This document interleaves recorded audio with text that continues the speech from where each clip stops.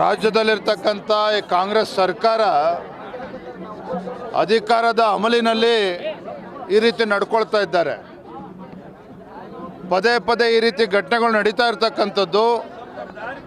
ಅದರಲ್ಲೂ ಕೂಡ ಮಂಡ್ಯ ಜಿಲ್ಲೆಯ ಕೆರೆಗೋಡು ಗ್ರಾಮ ಪಂಚಾಯಿತಿಯಲ್ಲಿ ಎಲ್ಲ ಗ್ರಾಮ ಪಂಚಾಯಿತಿ ಸದಸ್ಯರುಗಳು ಎಲ್ಲರೂ ಒಟ್ಟಿಗೆ ಕೂತು 108 ಅಡಿ ಎತ್ತರ ಧ್ವಜಸ್ತಂಭದಲ್ಲಿ ಹನುಮ ಧ್ವಜವನ್ನು ಹಾರಿಸ್ತಕ್ಕಂಥ ನಿರ್ಣಯ ಮಾಡಿದರು.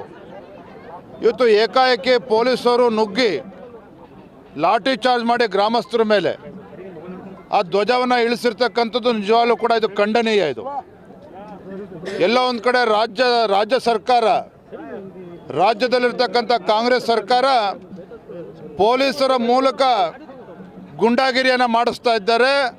ಅಮಾಯಕ ಗ್ರಾಮಸ್ಥರ ಮೇಲೆ ಇವತ್ತು ಲಾಠಿ ಚಾರ್ಜ್ ಮಾಡಿದ್ದಾರೆ. ನಮ್ಮ ವಿರೋಧ ಪಕ್ಷದ ನಾಯಕರು ಆರ್ ಅಶೋಕ್ ಅವರು, ಪ್ರಧಾನ ಕಾರ್ಯದರ್ಶಿಗಳು ಪ್ರೀತಮ್ ಗೌಡ ಅವರು ಇವತ್ತು ಗ್ರಾಮಕ್ಕೆ ಭೇಟಿಯನ್ನು ಕೊಟ್ಟರೆ ಮತ್ತೊಮ್ಮೆ ಲಾಠಿ ಚಾರ್ಜ್ ಮಾಡಿ ಅವರನ್ನು ಅರೆಸ್ಟ್ ಮಾಡಿರ್ತಕ್ಕಂಥ ನಿಜವಾಗ್ಲೂ ಇದು ಖಂಡನೀಯ. ಇದು ಭಾರತೀಯ ಜನತಾ ಪಾರ್ಟಿ ನಾಳೆಯ ದಿನ ಎಲ್ಲ ಜಿಲ್ಲಾ ಕೇಂದ್ರಗಳಲ್ಲಿ ಇದ್ರ ವಿರುದ್ಧ ಪ್ರತಿಭಟನೆ ಮಾಡಿ ಜಿಲ್ಲಾಧಿಕಾರಿಗಳು ನಾವು ನಾಳೆ ಮನವಿಯನ್ನು ಕೂಡ ಕೊಡ್ತಾ ಇದ್ದೇವೆ.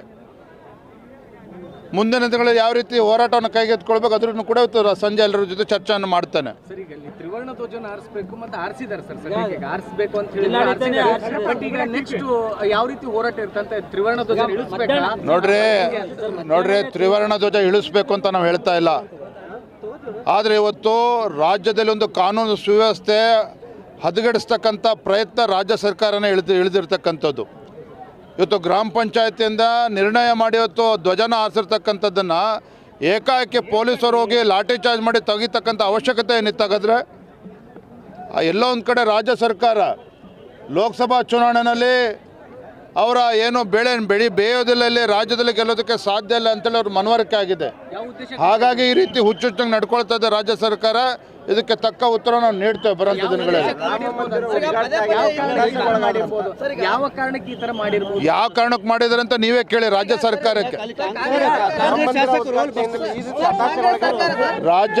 ನೋಡಿ, ರಾಮ ಮಂದಿರದ ಉದ್ಘಾಟನೆ ನಂತರ ಇಡೀ ದೇಶದಲ್ಲಿ ಕಾಂಗ್ರೆಸ್ ಪಕ್ಷ ತನ್ನ ಅಸ್ತಿತ್ವವನ್ನು ಕಳೆದುಕೊಳ್ತದೆ ಅನ್ನುವ ಒಂದು ಗಾಬರಿನಲ್ಲಿ ಅವರಿದ್ದಾರೆ.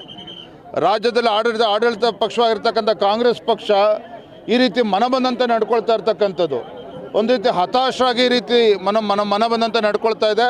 ಇದು ಖಂಡಿತ ರಾಜ್ಯ ಸರ್ಕಾರದ ನಡವಳಿಕೆ ನಿಜವಾಗ್ಲೂ ಭಾರತೀಯ ಜನತಾ ಪಾರ್ಟಿ ತೀವ್ರವಾಗಿ ಖಂಡಿಸ್ತದೆ. ಇದ್ರ ವಿರುದ್ಧ ನಾವು ಪ್ರತಿಭಟನೆ ಕೂಡ ನಾವು ಮಾಡ್ತೇವೆ. ಬಸ್ ನಿಲ್ದಾಣ ಕಟ್ಟಬೇಕಂತೇಳಿ ನಿರ್ಧಾರ ಮಾಡಿದ್ರು ಅಂತೇಳಿ ಶಾಸಕರು ಆಮೇಲೆ ಮಾತಾಡ್ಬಿಡಿ.